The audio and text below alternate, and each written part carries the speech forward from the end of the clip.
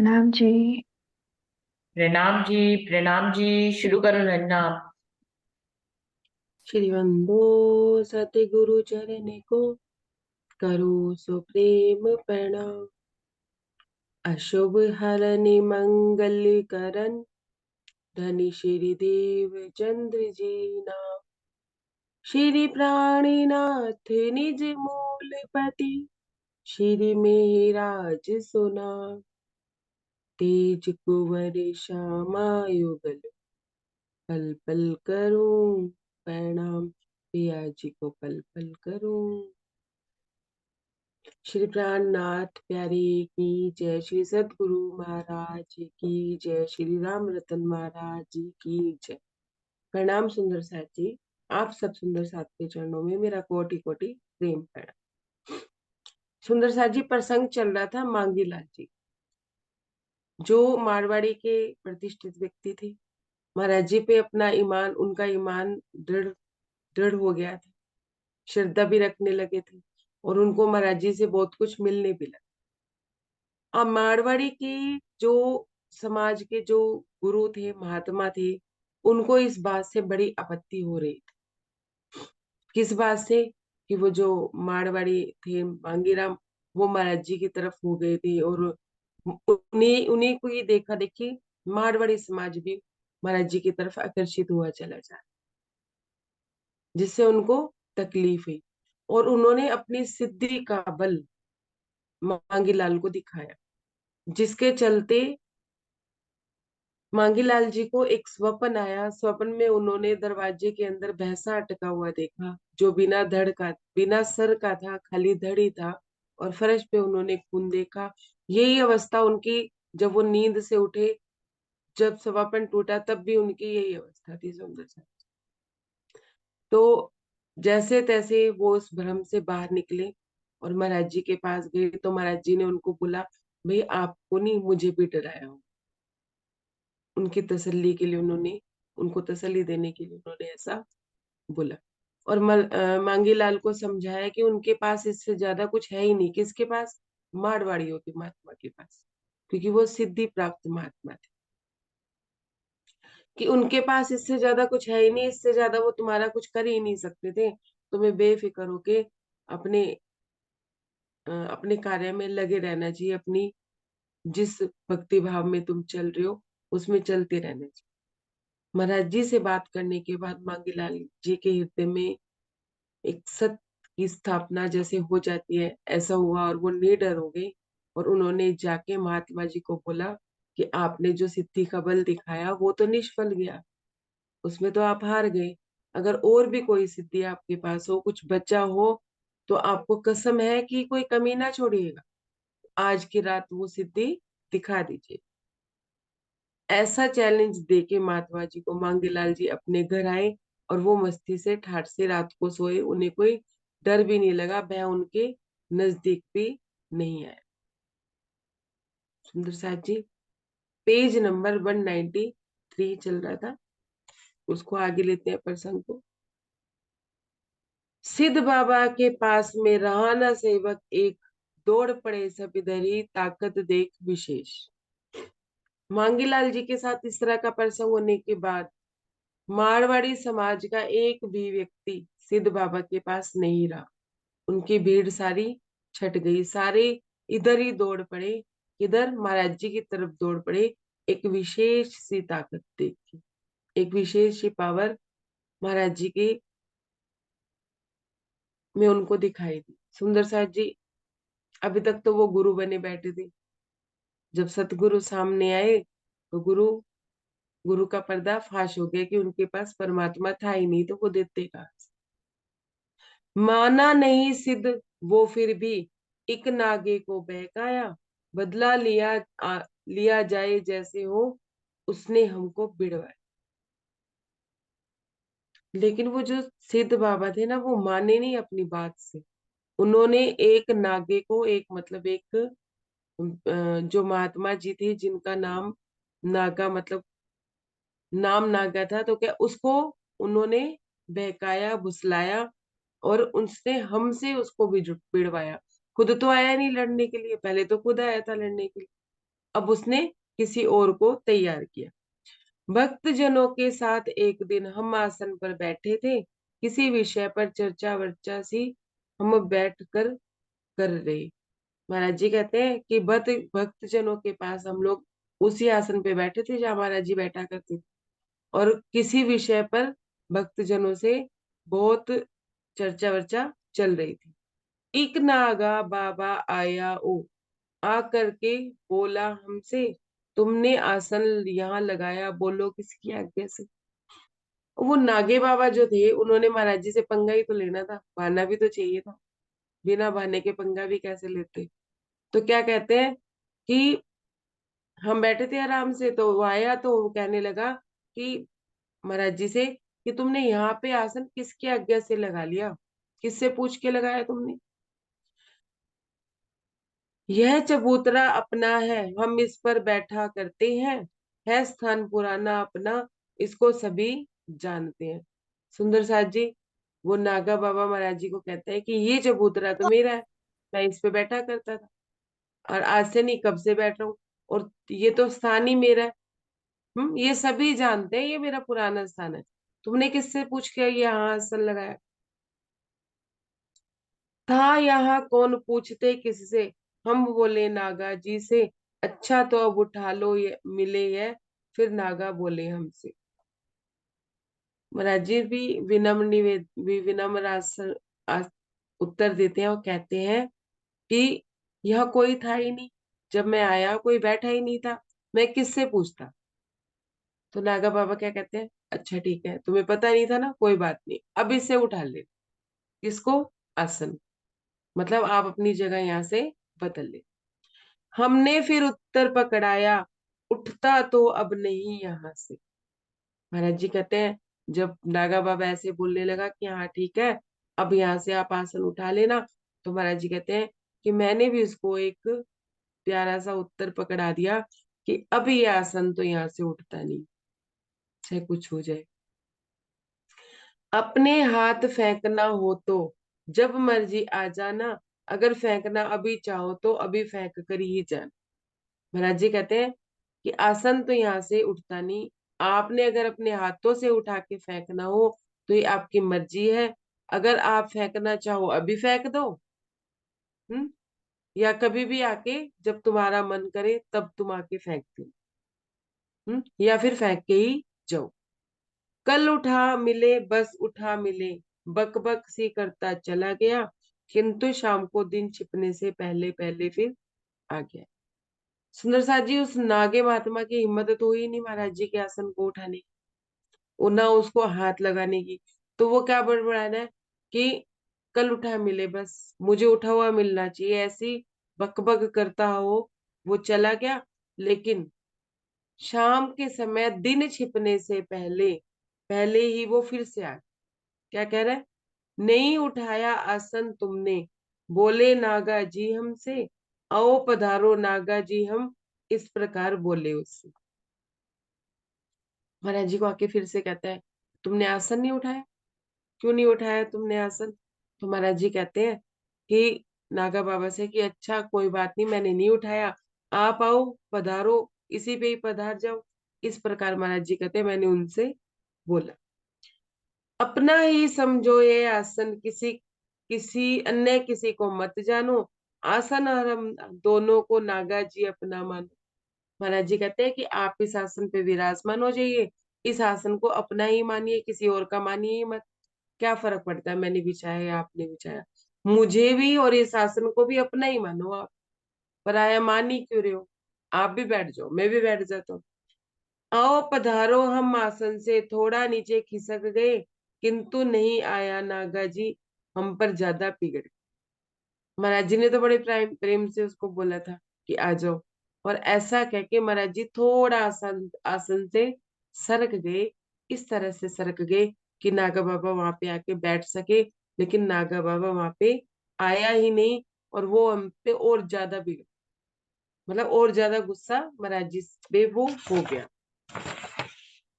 Page number 194। खिसक लिए कहते हुए हमसे, कल को आसन उठा मिले। कहते हैं महाराज जी और ज्यादा गुस्सा हो गए और ये कहते हुए खिसक लिए कि कल मुझे ये आसन हर हाल में उठा हुआ मिले, वरना ठीक नहीं होगा कल को। साथ तुम्हारे क्या समझे, रुके नहीं पल भर को फिर वे चले गए कहते कहते। क्या कह रहे हैं, कल ना वरना ठीक नहीं होगा, तुम समझ, तुम देख लेना तुम्हारे साथ क्या होगा। ऐसा कहते कहते ही महाराज जी कहते हैं कि वो रुके नहीं, बस बोलते बोलते चले गए। आसन लगा ना पावे कल को, वरना ठीक नहीं होगा, हमने फिर भी कहा यही, ये अपने से ना उठेगा। जाते जाते महाराज जी को कह रहे हैं कि मुझे कल यहाँ आसन आपका मिलना नहीं चाहिए, नहीं तो वरना ठीक नहीं होगा। फिर हमने, महाराज जी कहते हैं, फिर हमने उस नागा बाबा से कहा, भाई ये तो हमसे होगा ही नहीं कि अब हमने जो आसन बिछा लिया उसे हम उठा देवें। चले गए गाते अपनी नागा जी महाराज, सत्संग फिर जारी हुआ, बहुत भक्त थे आज।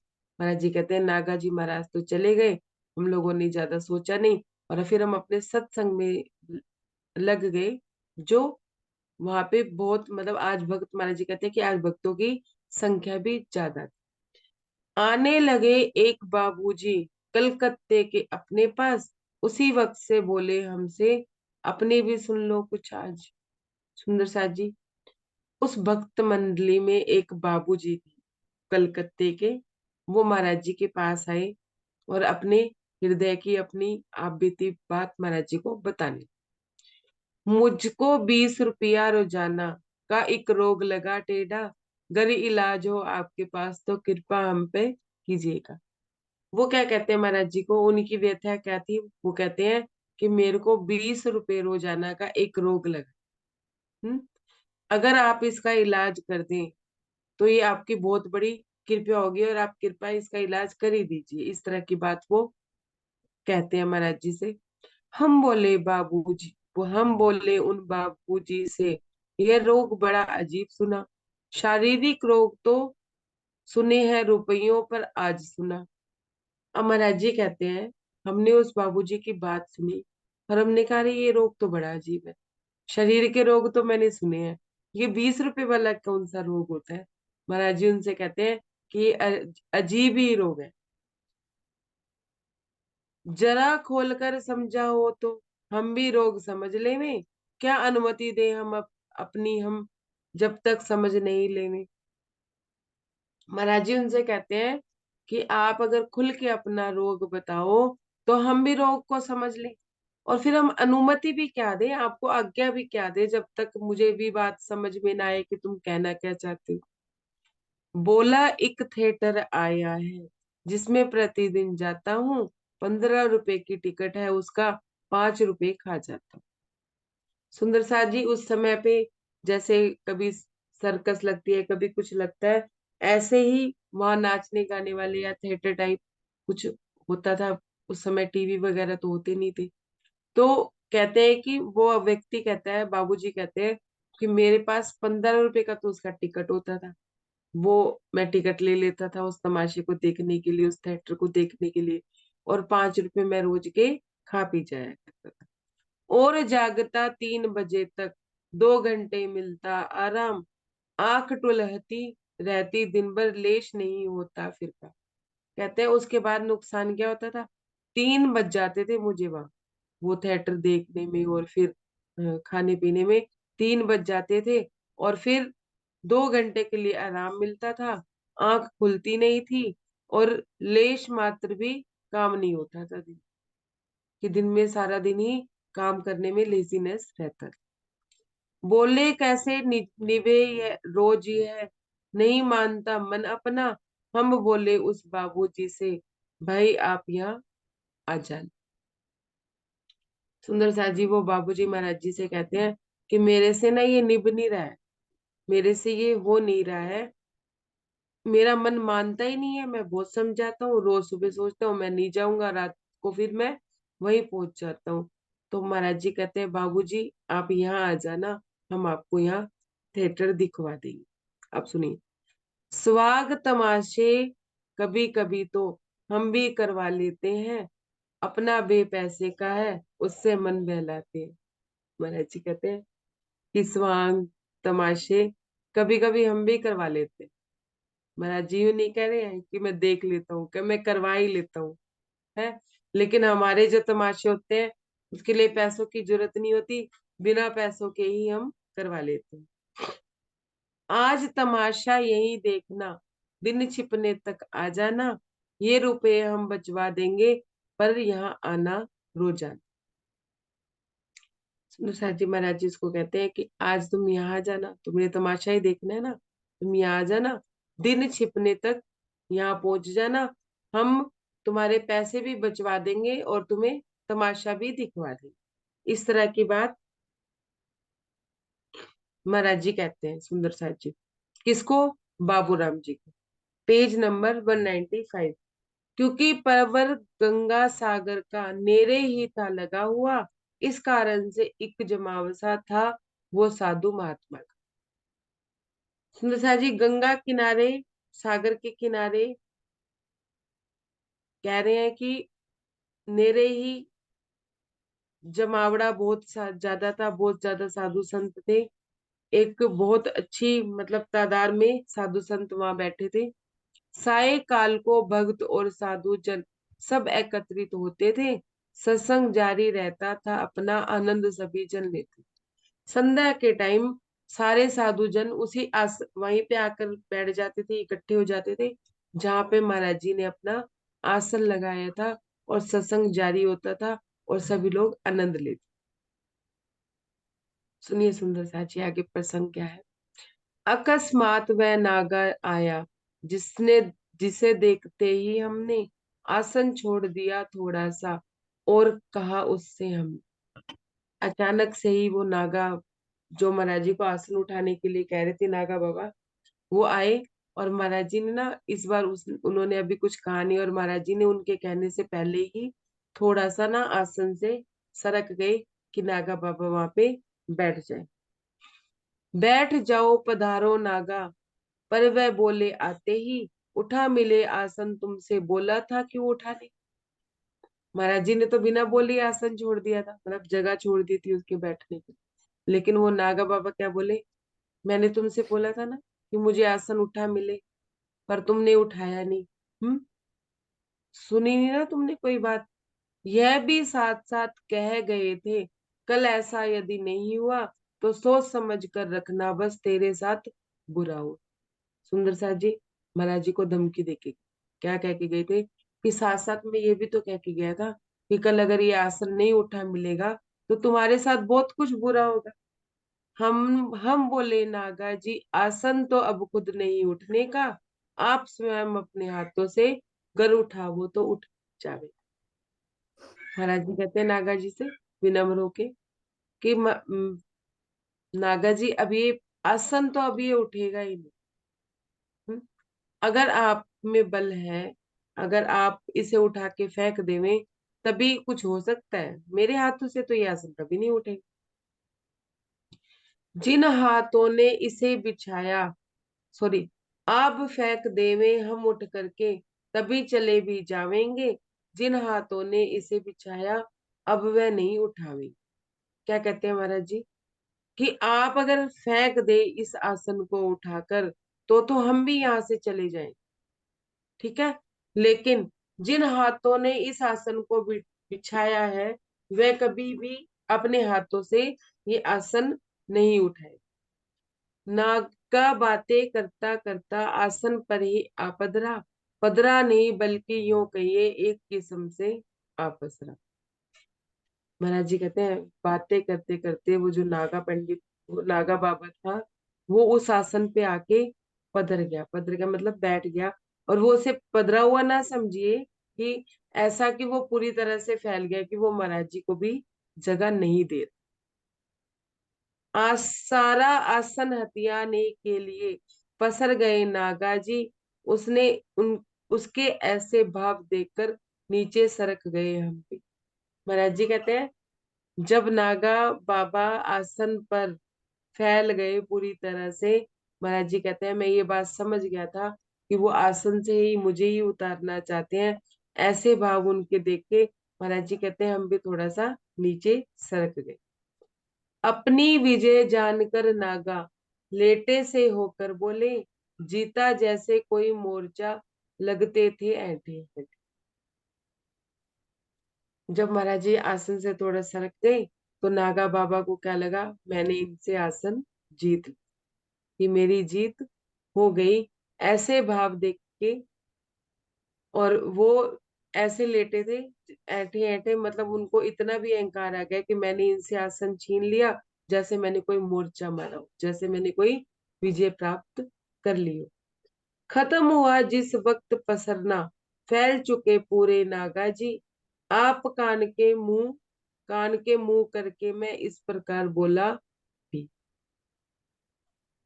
जब पूरी तरह से फैल चुके, जब उन्होंने अपने शरीर को पूरी तरह से फैला लिया, तो महाराज जी कहते हैं हम उनके कान के पास अपना मुख लेके गए, और मैं उनसे धीरे से इस प्रकार बोला।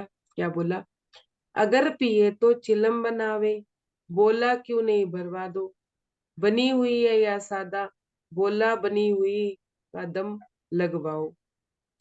कान पे जाके महाराज जी कहते हैं आप हो तो मैं आपके लिए चिलम बनवा दूं। तो वो महाराज जी को क्या कहते हैं, हाँ पूछने की क्या बात, बनवा दो। अब महाराज जी कहते हैं अब मैं नहीं बनाऊं या जो बनी हुई है वो लोगे? तो कहते हैं हाँ कोई बात नहीं, बनी हुई का कश लगवा दो, दम लगवा दो, कोई दिक्कत नहीं है। सुंदर साथ जी, महाराज जी भी थोड़ी बहुत चिलम वगैरह पिया करती थी, हल्की फुल्की। हमने इत्र लगाकर अपने नुस्खे की तैयारी करी, खूब सुगंधी देकर उसको हमने अपने पर भरी। इधर महाराज जी ने क्या किया सुंदर साथ जी, इधर तो चिलम भरवा दी, चिलम भर दी, और दूसरी तरफ इत्र, इत्र उसके हाथ पर लगा, जिसकी खुशबू से कि नशा थोड़ा ज्यादा हो जाता है। इस तरह से महाराज जी कहते हैं कि मैंने अपने नुस्खे की तैयारी करी, मैंने नुस्खे कि इधर से तो, और उसको खूब सारी सुगंधी दे दी, उसके हाथ से सुगंध आने लगी, खुशबू आने लगी। हम हमने अपना आप भरी, महाराज जी कहते हैं, और हमने जो चिलम थी ना खुद ही भरी, और इधर भी उनके हाथ पे धीरे से लगा दिया। उसकी सुगंधी में भी वो थोड़े थोड़े मदहोश न होने लगे, मतलब खुशबू उनको भाने लगी। Page number 196। बड़े तरीके से भर करके नागा जी ल- लाए चिलम, और थमाकर हाथों में बोले, ओ पिया लगाओ दम। सुंदर सा जी, महाराज जी बड़े तरीके से सलीके से चिलम ऐसे भर के लाए जैसे वो भगवान हो, और महाराज जी भक्त। क्या कह रहे हैं, और हाथों में थमाकर क्या बोले, पिया जी लगाओ दम, मतलब एक भक्त भगवान की सेवा कर रहा है, ऐसे भाव महाराज जी ने जताए। नागा जी बोले हमसे नहीं, पहले तुम ही शुरू करो। हम बोले नहीं पहले तुम, क्योंकि तुम साक्षात शिव हो। सुंदर सा जी, अब भक्त बन के सेवा कर रहे थे, तो महाराज जी क्या कहते हैं कि वो नागा जी हमसे क्या बोलते हैं कि पहले आप शुरू करो। तो महाराज जी कहते हैं मैंने उनसे कहा नहीं नहीं, मैं कैसे पी सकता हूँ भला, आप पियो, आप तो साक्षात शिव हो। हम्म। सुंदर सा जी, अगर किसी को गिराना होता है ना धनी ने, पहले उसको चढ़ाया जाता है। तो अब महाराज जी ने इनको भी मजा चखाना था, तो पहले इनको चढ़ा दिया। एक तो नशा, ऊपर से खुशबू, क्या कहते हैं तुम तो साक्षात शिव हो, शिव की ही बात कर दी, क्योंकि वो शिव के ही भक्त थे। आप सुनिए, भला आपसे पहले हम पी ले ये कैसे मुमकिन है, खेचो प्रेम पूर्वक खेचो, आज दमकशी का दिन है।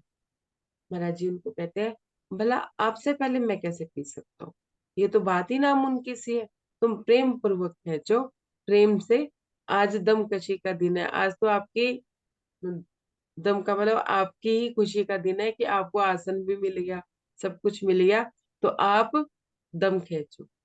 नागा जी ने चिलम थाम ली, दम लेने शुरू किए, खींच खींच लंबे लंबे दम, नागा एकदम मुक्त हुए।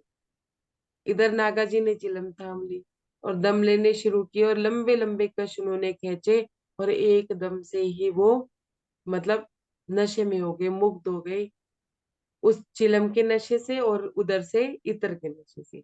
नागा जी की दाढ़ी को हमने इत्र फुले लगाए फिर, जिसके लपटों पे नागा जी लहर लहर लहराए लहराए। महाराज जी कहते हैं मैंने क्या किया, पहले हाथ पे इत्र लगाया था, अब मैंने वो इत्र अपने हाथ पे लगा के उन नागा पंडित की दाढ़ी में लगा दी, जिसकी खुशबू अब उनके नाक के पास करीब हो गई। हाथ तो फिर दूर होता है सुंदर सा जी, दाढ़ी फिर नजदीक होती है। नजदीक जाके ज, नजदीक से जब उनके नाक में उसकी इत्र की खुशबू गई और उधर से वो नशा था सॉरी चिलम का, तो महाराज जी कहते हैं वो लहर लहर लहराने लगे, मतलब बैठे बैठे ही अपना सिर मतलब घुमाने लगे कि वो पूरे नशे में हो। सुंदर सा जी अब सुनिए क्या कह रहे। विषधर भी सुगंध पाकर फुकार मारना तज देता है। क्या, जो नाग होते हैं ना, नाग, वो भी नागा पंडित मतलब नागा महात्मा था। मैंने ज्यादा वर्णन किया नहीं कि वो शिव जी को मानने वाला था, और वो नाग को तो फिर जानता ही होगा कि जो विषधर होते हैं ना, जो मतलब सांप भी होते हैं, जब उनको सुगंधी मिल जाती है तो वो भी फुकार मारना छोड़ देते हैं, वो सुगंधी में मदमस्त हो जाते हैं। तो महाराज जी इस तरह की बात नागा महात्मा जी के लिए ही कह रहे थे कि अब वो आए तो क्या थे महाराज जी को फुकार मारने ही तो आए थे।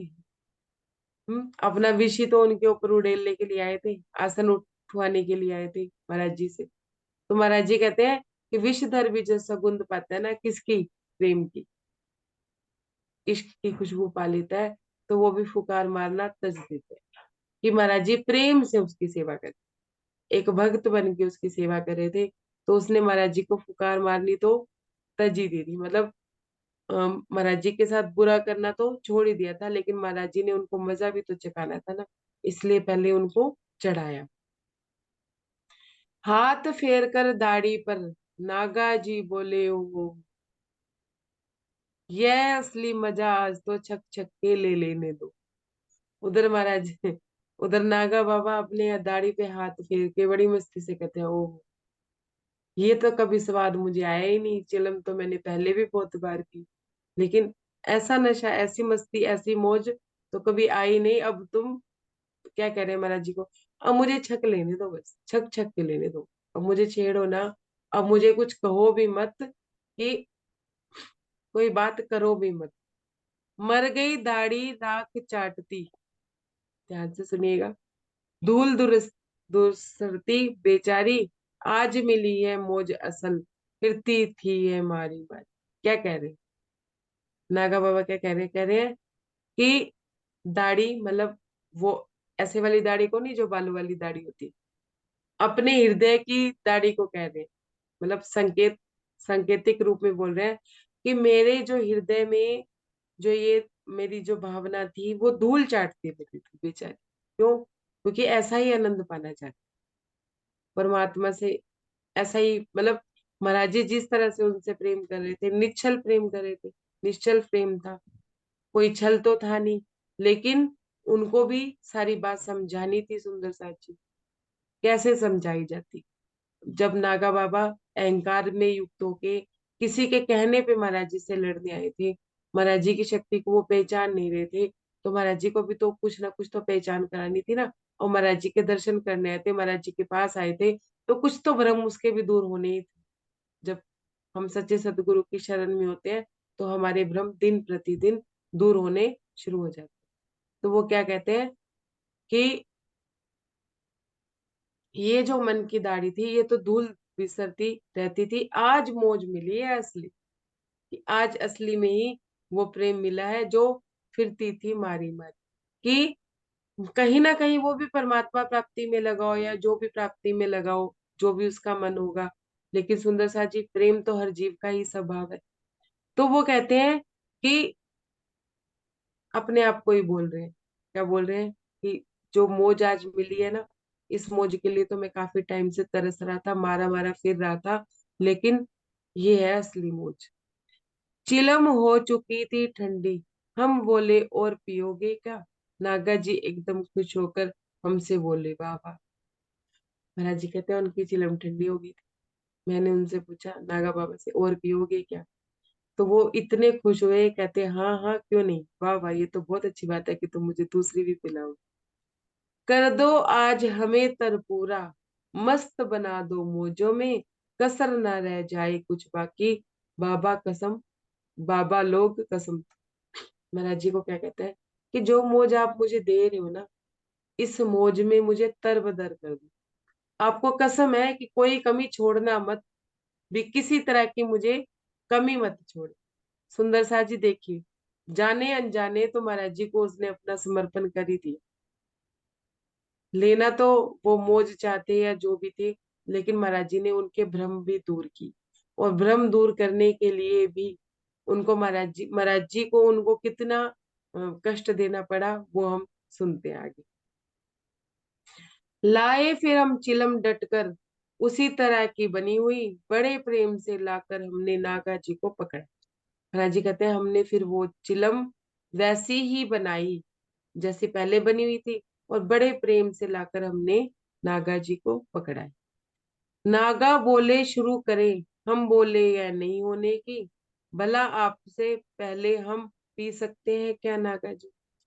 हम नागा जी ने महाराज जी को समर्पण कर दिया। अब महाराज जी से क्या कहते हैं कि आप पियो। महाराज जी कहते हैं ये कैसे हो सकता है कि आप बैठे हो और मैं पहले पीऊं, आप ही पियोगे? ऐसी बात महाराज जी उनको बोलते हैं। जब समर्थ बैठे हो आगे, छोटे दम कैसे मारे, इसमें है अपमान आपका, हमें शर्म से मत मार डरे। सुंदर साथ जी महाराज जी क्या कह रहे हैं, जब समर्थवान सामने बैठा हो तो हम छोटे छोटे छोटे पिद्दे क्या दम मारेंगे? हम्म। अब सुनिए, महाराज जी कितना चढ़ा रहे हैं उसको। पहले क्या कह रहे हैं कि आप ही शिव है, फिर क्या कह रहे हैं आप ही समर्थवान है। इसमें तो आपका अपमान है कि हम आपके सामने हम चिलम पहले पी ले। ऐसा नहीं होने। महाराज जी ऐसा कहते हैं कि ऐसा नहीं होगा, आप समर्थवान है, आप ही पीजिए, आप शिव है। Page number 197। प्रथम चिलम में ही नागा के, धरती अंबर एक बने। क्या करें महाराज जी, पहली चिलम से ही नागा जी के धरती अंबर, मतलब उन्हें आकाश और आसमान में फर्क ही नहीं नजर आ रहा था। और क्या कह रहे हैं, दूजी चिलम उड़ाकर नागा जी पूर्णाति पूर्ण बने। सुंदर सा जी महाराज जी कह रहे हैं कि पहली चिलम में तो उन्हें धरती और आकाश का कुछ पता ही नहीं चल रहा था कि मैं जमीन पे हूँ या मैं आसमान में हूँ। आसमान में वो, मतलब किस तरह का उनका भाव रहा होगा। और फिर क्या कहते हैं, दूसरी चिलम जब उन्होंने उड़ा ली, मतलब पी ली, तो वो अपने आप को क्या समझने लगे, पूर्णाति पूर्ण समझ, कि मैं पूर्णाति पूर्ण हूँ। एक फुरेरी और इतर की, हमने दाढ़ी को की भेंट, मत पूछो नागा, नागा क्या बन गए, नागा जी बन बस बन गए ऐंठ। महाराज जी कहते हैं एक फुकारी फुरेरी मैंने इत्र की उनके दाढ़ी में फिर लगा दी। और उसके बाद महाराज जी कहते हैं कि पूछो मत वो नागा जी क्या बने।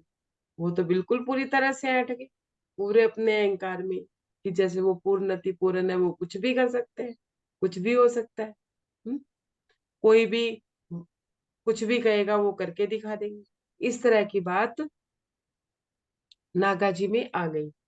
लुक उठाकर हटे चिलम से, तो उनको खुशबू आई, उबल पड़े नागा जी फिर तो ओहो, आज कहाँ है भाई। जब उन्होंने चिलम का जो लुफ्त था वो उठा और महाराज जी ने उस दाढ़ी में इत्र लगा दिया था, तो उन्हें खुशबू आई। वो खुशबू से नशा इतना बढ़ गया, तो नागा जी महाराज उबल पड़े। उबल पड़े मतलब आवेश में आ गए। और वो अपने आप को पूर्णति पूर्ण तो समझ ही रहे थे, अहंकार में भी थे।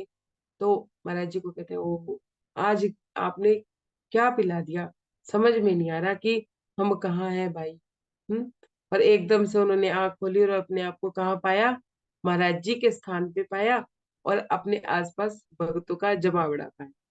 तो उन्हें तो ये लगा भाई ये सब भक्त भी अपने ही है। आप अखाड़े में हैं अपने, हम बोले नागा जी से, वाह वाह आनंद आपका क्या कहना, बोले हमसे। महाराज जी भी जुगत लगा रहे हैं। महाराज जी क्या कहते हैं, अरे आप अपने ही अखाड़े में हैं, हम्म, आप अपने ही स्थान पे हैं, और ये जो भक्त है ये सारे आप ही के हैं। वाह वाह, क्या कहते हैं वो, फिर वो क्या कहते हैं, वाह वाह ये आनंद मैंने आज से पहले कभी लिया ही नहीं, इस तरह की बात महाराज जी को वो कहते हैं। हमने कभी देखा नहीं देखा था भाई तुम्हारा सा आनंद, हम तो सड़ते रहे राख में, अब पशुओं की मांदी, अब तक पशुओं की मांदी। महाराज जी को क्या कहते हैं कि हमने कभी ऐसा आनंद लिया ही नहीं, हमें आज तक पता ही नहीं था प्रेम और इश्क की कहानियां क्या होती हैं। हम तो सड़ते फिरते थे, कहाँ पे, राख में, धूल चाटते फिरते थे राख में, पशुओं के मांदिक अपना जीवन जी रहे थे।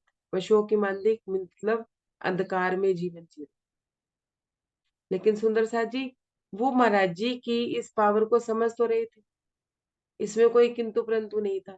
पहचान भी रहे थे कि महाराज जी किसी इश्क में रहते हैं, किस बात में उनको रहते हैं। लेकिन वो फिर भी ये नहीं जान पा रहे थे कि सब कुछ पाने के लिए अहंकार को छोड़ना ही पड़ता है। लेकिन अभी भी उनमें ऐंठ थी, क्या, कि वो अपने आप को शिव वो पूर्णाति पूर्ण मान बैठे। उनका जो अहंकार था अभी प्रज्वलित था, ज्वाला बन के अंदर में अब हृदय में था, तभी तो उनमें ऐंठ थी। महाराज जी को उन्होंने बातों बातों में स्वार्थ के लिए समर्पण किया था, वैसे समर्पण नहीं किया। मतलब यूं कह लीजिए कि हम कहते हैं ना समर्पण, एक होता है समर्पण करना और एक होता है अर्पण करना। कि कहने को एक एग्जाम्पल के तौर पे कि हम किसी से कहें जब आप आओगे तो हम आपके लिए ये करेंगे, हम वो करेंगे भी, हम आपके लिए खाने में भी ये चीजें बनाएंगे, वो भी चीज बना के रखेंगे जब आप आओगे। तो ये तो एक तरह से उनके उनके प्रति समर्पण दिखा रहे हैं कि हाँ भाई आप हमसे जो भी करवाओ, जो भी कहो हम कर देंगे। जब वो आए घर में तो अर्पण करने के लिए वो हमारे पास अर्पण के नाम पे कुछ भी नहीं। सेम पोजीशन यही यहाँ कि महात्मा जी महाराज जी को समर्पण तो कर रहे थे, लेकिन अपना अहंकार अर्पण नहीं कर। हम्म? अब क्या कहते हैं सुंदर सा जी, मुझे लगता है समय हो चुका है। हाँ जी, सुंदर सा जी समय हो चुका है, इस प्रसंग को हम ले लेंगे कल, बाकी का जो बचा हुआ है, क्योंकि फिर बीच में छोड़ने से वो बात भी नहीं बनी। प्रणाम सुंदर सा जी, प्रणाम जी, प्रणाम जी। प्रणाम जी, प्रणाम जी, प्रणाम जी, प्रणाम जी, प्रणाम जी, प्रणाम प्रणाम जी। जी।